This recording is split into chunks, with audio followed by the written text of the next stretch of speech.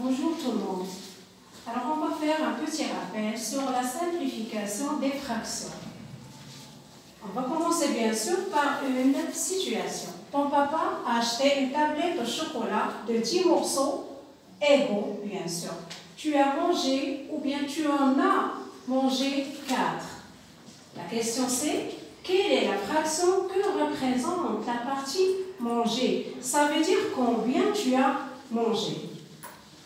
On va écrire la fraction qui représente la partie mangée. Alors c'est 4 dixièmes. On a mangé 4 parmi 10. On a mangé 4 morceaux parmi 10 morceaux. Regardez cette fraction. Bien sûr, elle n'est pas simplifiée. 4 et 10. On a des diviseurs communs entre les deux. On a une méthode à suivre pour simplifier cette fraction. Je vais dire qu'on a plusieurs méthodes, mais cette méthode nous donne le résultat final pour la simplification. Si on fait une simplification répétée, alors ce n'est pas la peine de faire des simplifications répétées. On va donner une méthode pour faire une simplification, bien des résultats finaux. On va simplifier au maximum. On va commencer par donner les diviseurs de 4 et les diviseurs de 10.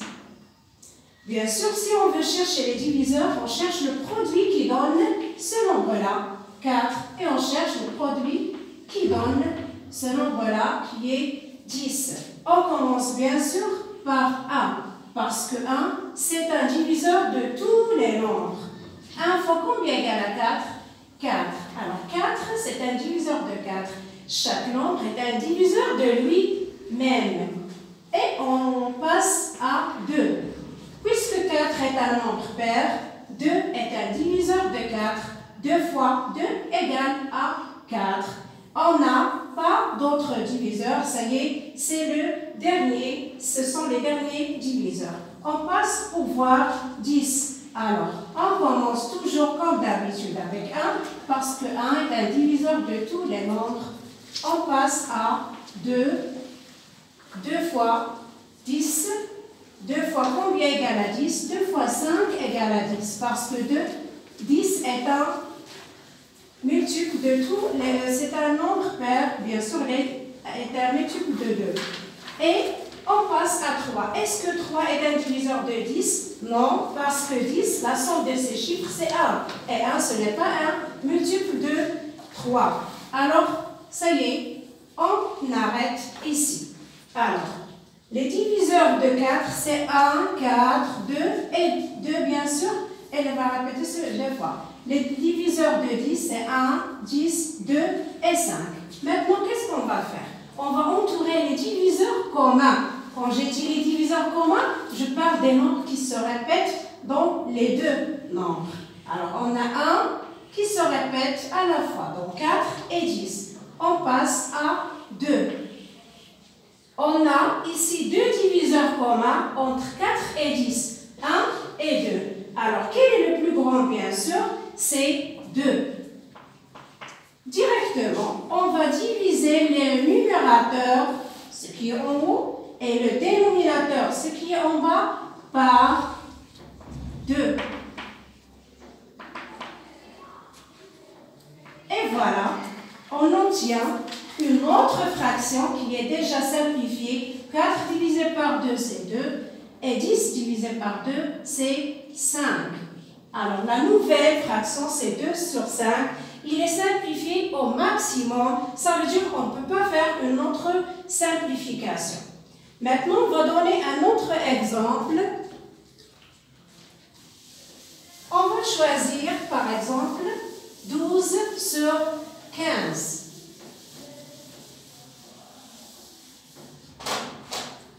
Maintenant, la nouvelle fraction, 12 sur 15. On passe pour faire la même méthode. On commence pour chercher les diviseurs de 12 et aussi les diviseurs de 15. Alors, on commence toujours par 1. 1 fois combien égale à 12? C'est 12. On passe à 2. Puisque 12 est un nombre pair, alors c'est un multiple de 2. Ça veut dire que 2 fois combien égale à 12? Fois 6. On passe à la troisième. Au troisième diviseur, c'est 3. On sait que 1 plus 2 égale à 3. 3, c'est un multiple de 12. Ça veut dire que 3, c'est un diviseur de 12. Alors, on va écrire 3 fois combien égale à 12? Fois 4. Et on passe à 4. 1, 2, 3, 4. Et on va refaire la même chose. 4 fois 3, alors c'est pas la peine. On arrête ici. On passe à 15. 1 fois 15 égale à 15. Puisque 1 est un diviseur de tous les nombres. Est-ce que 2 est un diviseur de 15? Bien sûr que non. Parce que 15, c'est un nombre pair. C'est un nombre impair. Et les nombres pairs, ce sont des multiples de 2. On passe à 3. Puisque 1 plus 5 égale à 6. Et 6, c'est un multiple de 3. Alors 3 fois combien égale à 15? Fois 5. On passe à 4. Bien sûr, 4, ce n'est pas un diviseur de 15. 6 et ainsi de suite. Ça y est, on arrête ici. Alors, on cherche maintenant les diviseurs communs entre 12 et 15. On entoure comme d'habitude 1 et 1. On cherche les autres. On a 3. 3. Alors, on a deux diviseurs communs, bien sûr, qui se répètent dans les deux écritures. Et le plus grand, c'est 3. Automatiquement, on va diviser par 3 les deux termes d'une fraction. Alors, 15 divisé par 3. 12 divisé par 3, c'est 4. 15 divisé par 3, c'est 5. Alors, la nouvelle fraction, c'est 4 sur 5. Alors, c'est une fraction, on la simplifie au maximum. Ça veut dire on ne peut pas faire une autre simplification. C'est le dernier résultat. Bonne chance, mes élèves. Bravo. Et à la prochaine.